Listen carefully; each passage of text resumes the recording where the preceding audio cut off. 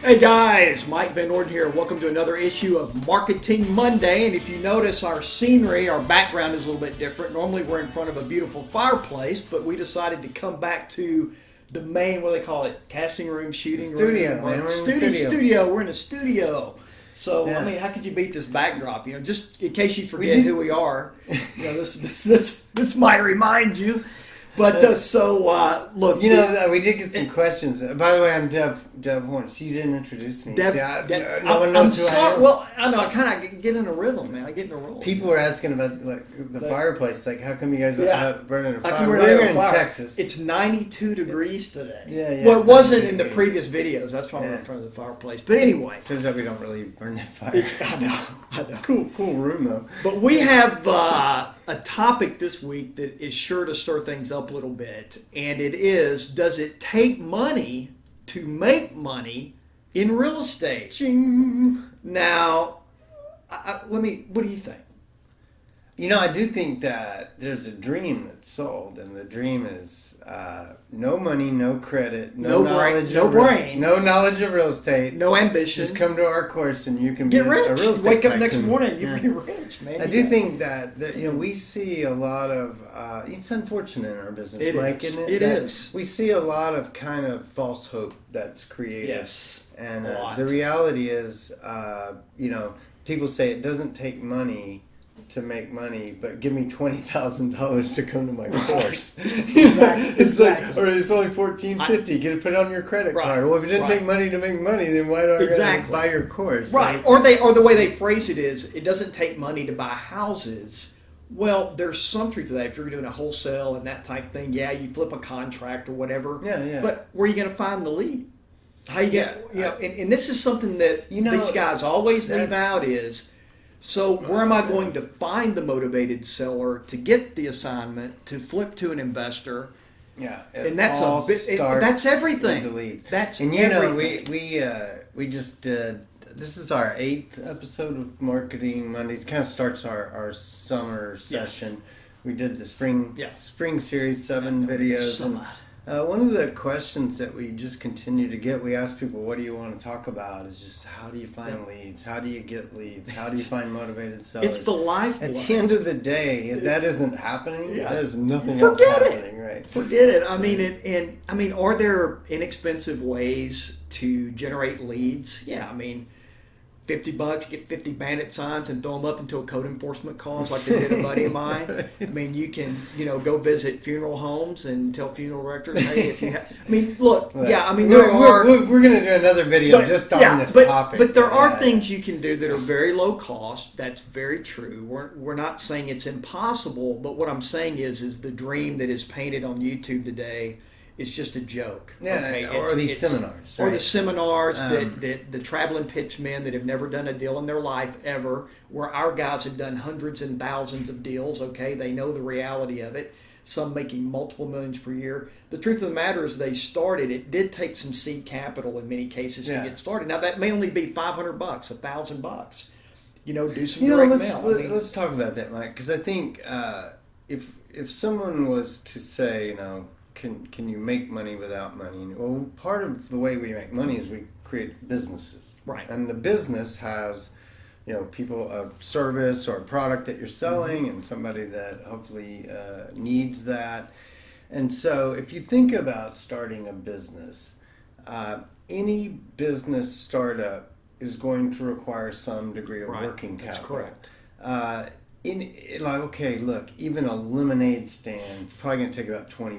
You got to buy product. You got to get sugar, lemonade. So it's like water. You wouldn't tell your kid. Would you tell your child?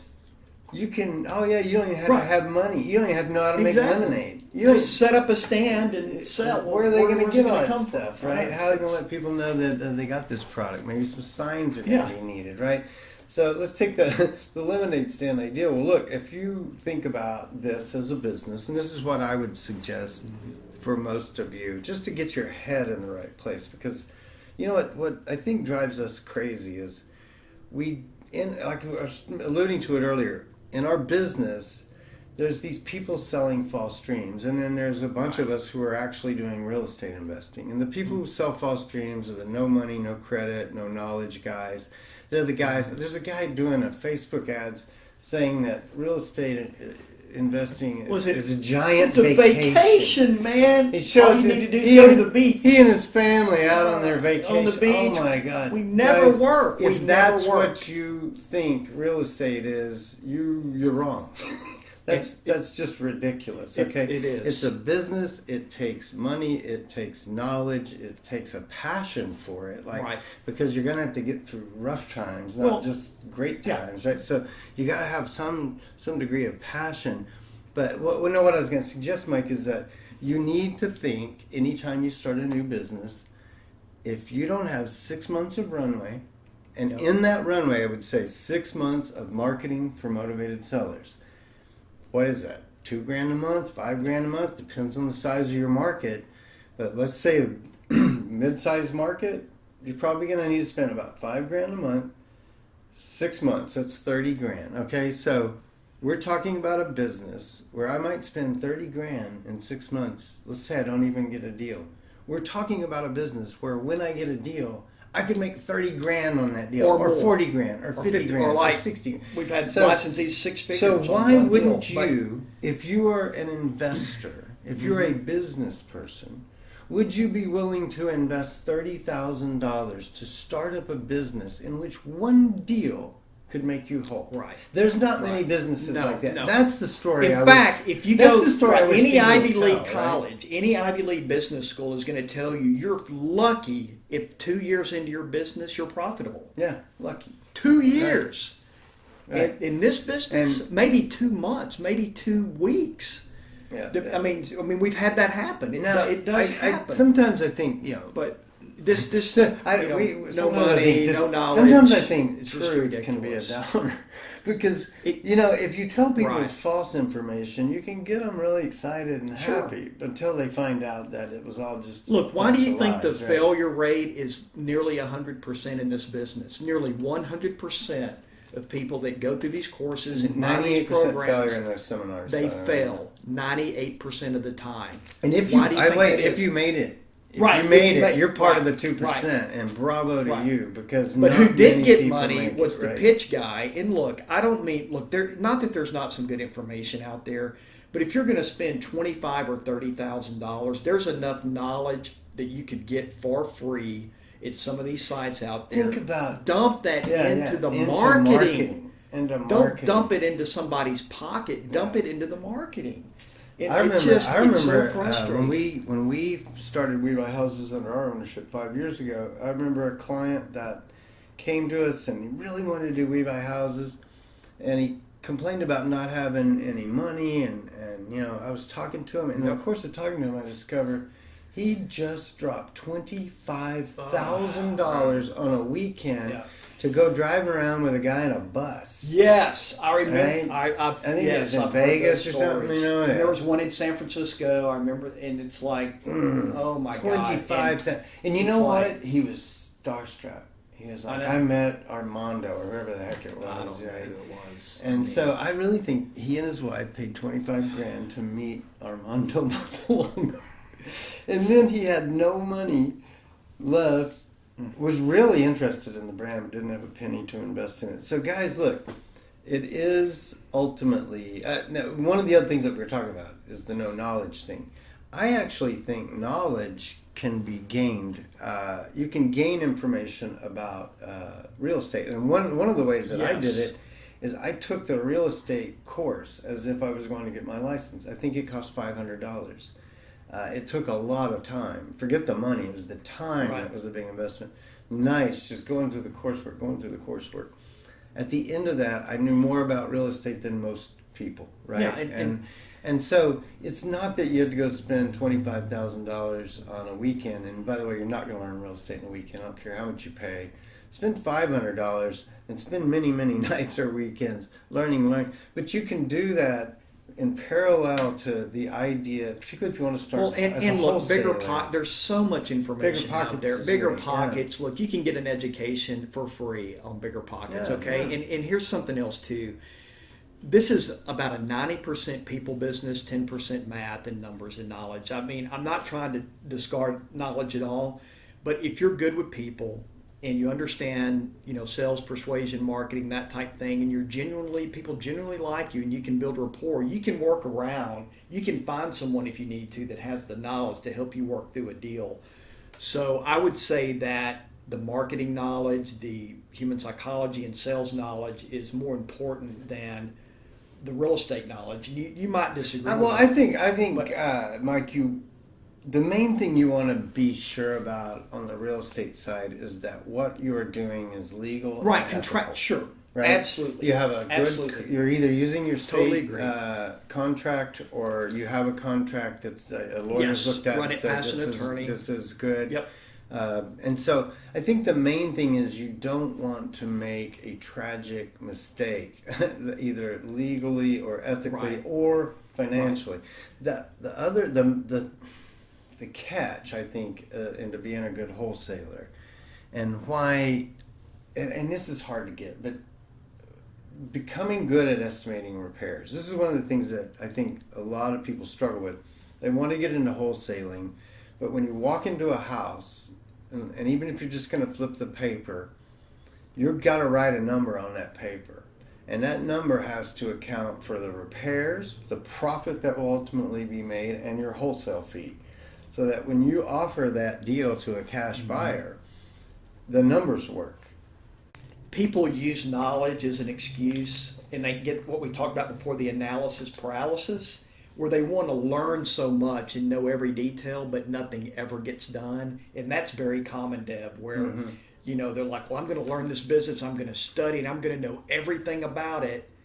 2 years later, well, they never do anything. You're going to make mistakes. You're going to screw up. You're going to have contracts blow up. You're going to have people upset.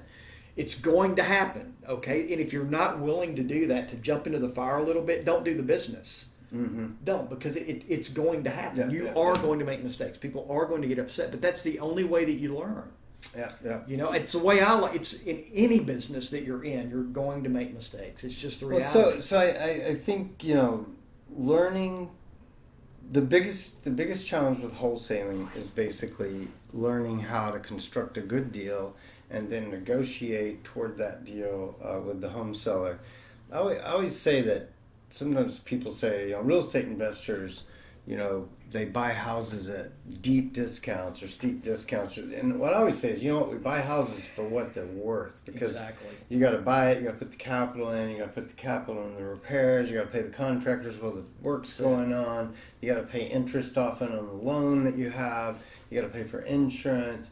There's a lot that goes. And inevitably, there's going to be issues come up that you weren't prepared for, right? So you have to compensate for those issues that come up. You have to, or you're going to be in a bad way if you don't do that. So, as we're talking about, does it take money to make money? Yeah, it probably takes some money to make money. Whether it's we can talk about just what it takes to get some leads. Right. Maybe it takes $500 to $1,000 just to go out there and get some leads to see if you can make something happen. But if you're thinking about this like you'd be thinking about a business startup, you would probably want to allocate some amount of money for the next 6 months to do marketing. Absolutely. And look, I don't think it ever happens. And we'll say to people who are new, invest for 6 months in marketing and plan on not having a deal. And then inevitably they end up having deals. But the point is, the mindset is, I probably won't get a deal for 6 months, but I know that this is a business. I know I'm investing in it. I know it's going to take time. And listen, guys and ladies, we're just being honest with you. I know this candor might turn some of you off, but we're being honest with you in that, when I'm talking to a potential licensee, I say exactly what Deb just said. I say, look, plan for 6 months of no deals, that you have enough money allocated for your marketing every month to ensure that, it's highly unlikely in 6 months you're not going to have a few deals. I think that the vast majority, if not all of our licensees have. But if you can't budget for that, then we're not a good fit, but that doesn't mean that you can't do some marketing on your own. And like we said, start with just a few $100s to do your own direct mail, or pay-per-click's probably not a good option for a few $100s because the competition, it could be $200-300 per lead. So, you're probably relegated to, the things like bandit signs and direct mail and that type thing. I think you just mentioned something I think is a really good point. People that haven't been doing paid marketing don't have any idea what it costs to generate a phone call. And in this, so here's the secret. In this business, pretty much any market now, it's at least $150 to get a phone call. So it's like, if it takes you 10 phone calls to get a deal, that could be, 10%. If they're good motivated sellers. That's a realistic number. And it's let's say it's $200 a phone call, 10 deals, $2,000. So that's the kind of thinking, is that I'm investing to get to a point, and I know it's going to cost $200 to make the phone ring, and so every time I get 10 of these in, I usually convert one. Maybe it's out of 20, even if it was 20 calls, and you got $4,000 cost of marketing, and you land that deal and you make 40. And this happens all the time. I see that people, they end up realizing, okay, I spent about $4,000 to get that deal. Mm-hmm. I made 40. And so a lot of times I see that people don't even talk about their marketing cost per deal. How much did it cost me to land that fish into this boat? Here's something really important, and I won't go on real long about this, but the more proficient you are at sales and human psychology and listening to that motivated seller, the higher your conversion rate will be. And sometimes the only differentiating factor is just how good you are talking to the seller, because that increases your conversion rate. So if you're just a little bit better than the next investor that calls them, you're going to get that deal, and that can mean all the difference. So there are extraneous factors that come into this. It's not just about how much you spend. It's about, when you talk to that seller, your ability to close that deal and get a contract. As we were talking about this, does it take money to make money idea, we started thinking, what does it take? It takes money. Every startup business requires startup capital. It does take money to make money. But the other things that we talked about were, it does take some degree of knowledge. You need to understand, what you can do contractually. You need to understand, if I walk in a house and I see that it has a bad roof or bad foundation, I need to kind of know how to adjust for that, right? If you don't, that's going to be a difficulty. But the third piece of the success formula was having that skill set and that passion for sales and negotiation. For, you and I were talking about it, that somebody that excels in this business, they have a passion for the deal. They want nothing more than to be in front of a seller. Right. They want nothing more than to be making an offer. They love it. They love it. They live for that moment. Yep. If you fear that moment, or if that's kind of not you, that's not the thing you like, maybe you need a business partner. Yeah, you need an acquisition manager, somebody that loves the art of the deal. I know some brilliant financial guys that are not sales guys, but they have great sales guys. Exactly. Right? And so at some point, I think if you guys are looking at this and you're early on in this real estate career, a lot of what we're trying to tell you is things that take the blinders off and see how this really works. These guys that are telling you about the no money, no credit, no knowledge thing, that doesn't work. These guys that are telling you that real estate investing is a giant vacation, that is a massive lie. And so the reality is, it is a business. It is a business that does take capital. It's a business that does take knowledge. And most of all, we think it's a business that takes a passion for going out and talking to sellers and doing deals. It does. And look, let me just tell you, these guys are telling you that real estate's just a vacation. All you have to do is go to the beach and make millions. The guys that are telling you that, we're working, and I know this for a fact, we're working 12, 15, 20 hours a day to get to the level that they're at. And sure, now things Right. are, things The are guys that are different on the now, beach are but selling. it did not start courses. out that way. It did not start out that way, okay? So, Right. look, if the one thing we want to be with you is honest, okay? The vast majority watching right now, you're not a good fit for us, okay? For We Buy Houses right now, you might be much years down the road. But at least you can say Mike and Deb were honest with me and they told me the truth. And that's really what it's about here. We're being brutally honest. This is a phenomenal business, and it's exciting, it's challenging, it's everything you would want, but it's also a business that is going to take a little bit of startup capital, and that's just the reality of it, just to cut it short. Money, knowledge, you do need money. and a passion for sales is the success formula. Absolutely.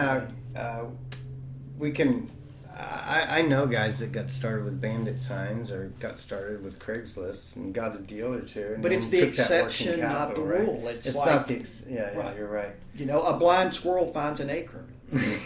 and that's so it's the exception, right? Yeah. It doesn't just happen, right? Yeah. So anyway, we've we've gone on rambling way on too about long on this this, but right. it's good stuff. Well, I hope that was helpful for you guys. I do hope too. it gives you a I little really bit of do. clarity as you plan your play in this exciting field of real estate investing. So, all right. So I wish guess you the we'll best, close guys. it out. Thanks, all right. guys. Take care. Boom. Yeah, that was. I mean, it's brutal. That's interesting. Anyhow.